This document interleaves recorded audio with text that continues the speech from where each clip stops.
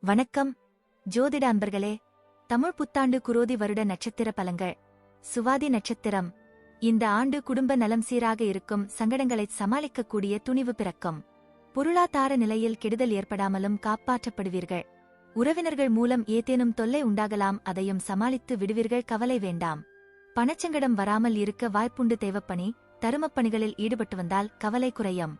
உத்தியோகத்தில் தெம்பும் தைரியமும் அதிகம் ஏற்படும். இயந்திரப் பணியில் ஈடுபட்டுள்ளோர் எச்சரிக்கையாக இருப்பது நல்லது. காவல் இராணுவம் போன்ற துறைகளில் உள்ளோருக்கு குறை உண்டாகாது, நன்மையும் தீமையும் கலந்தவாறு நடக்கும்.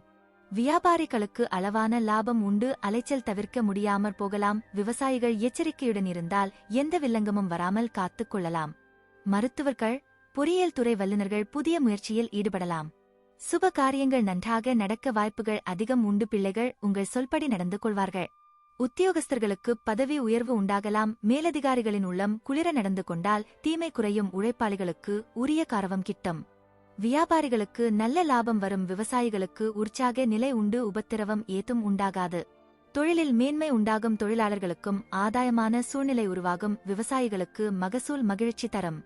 இந்த ஆண்டு உடல் நலம் சிறிது பாதிக்கப்படலாம். தேவையில்லாத உணவுகளைத் தவிர்ப்பது நல்லது. தங்கள் நற்பெயரை காத்துக் கொள்வதில் மிக்க கவனமாக இருப்பது அவசியம். குடும்பத்தில் சுபிட்சம் இருக்கும். நற்பலங்கள் அதிகளவில் நடக்கும் என்றாலும் சிறிதளவு மனசங்கடங்கள் உண்டாக வாய்ப்புண்டு.